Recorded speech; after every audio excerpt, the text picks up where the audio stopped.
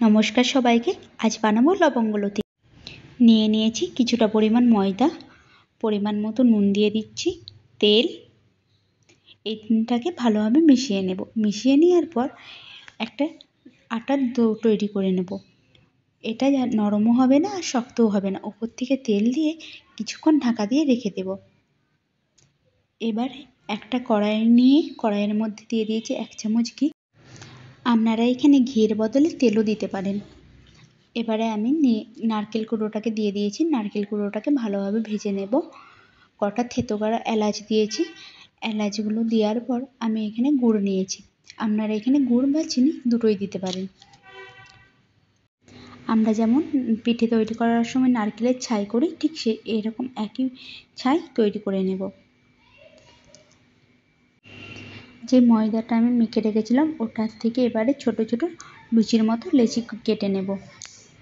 কেটে নিয়ে ভালোভাবে গোল গোল করে নেব।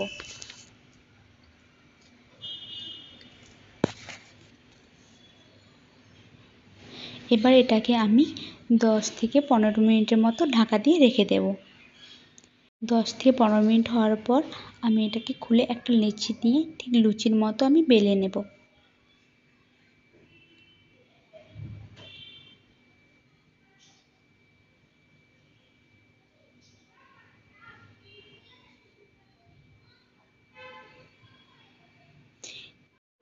লুচির মতো বেলে নেওয়ার পর আমি এবারে নারকেলের ছাইটা মাঝখানে দিয়ে দেব। দিয়ে দু সাইড দিয়ে মুড়ে দেব। পেছনের দিক দিয়ে এনে আগের দিকটায় রেখে দিয়ে আগের দিকটা একটু মুড়ে তারপরে পেছন উল্টা করে ঘুরিয়ে নেবেন। দেখতেই পেলেন আমি যেভাবে করছি, ঠিক ওভাবেও করতে পারেন। আর মাঝখান থেকে একটা লবঙ্গ দিয়ে দেবো যাতে ওই ভাঁজটা না খুলে না যায়। আমার এরকম করে সবগুলো করা হয়ে গেছে। এবার আমি নিয়ে নিচ্ছি ভাজার জন্য কিছুটা পরিমাণ তেল।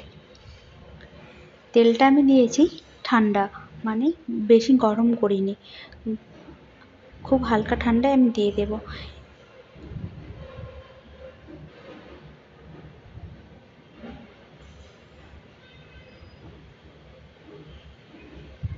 এটা কিন্তু গ্যাসটা বাড়াবেন না, হালকাভাবে কমিয়ে আস্তে আস্তে ভাজবেন। হালকা ভাজা হয়ে গেলে আমি একটা একটা উল্টিয়ে দিচ্ছি। আমি সুবিধার্থে এখানে ছুরি ব্যবহার করছি। আপনাদের যেটা ভালো লাগবে আপনি সেটা দিয়ে উল্টাতে পারেন। লাল লাল ভাজা হয়ে গেছে। এবার এটাকে তুলে নেব। তুলে নিয়ে এখানে কিছুটা পরিমাণ জল নিয়েছি। এবারে চিনি দিয়ে দেব। চিনি দিয়ে চিনির সিরাপটা বেশি গাঢ় করব। এবারে যে লবঙ্গ লতিকা ছিল ওইগুলোকে ঢেলে দিয়ে কিছুক্ষণ রেখে তুলে নেব। এটি একটি খুব দারুণ সুস্বাদু মিষ্টি। যদি আপনাদের আমার ভিডিওগুলি ভালো লাগে তাহলে লাইক, কমেন্ট বা শেয়ার করে দেবেন। ভিডিওটি দেখার জন্য ধন্যবাদ।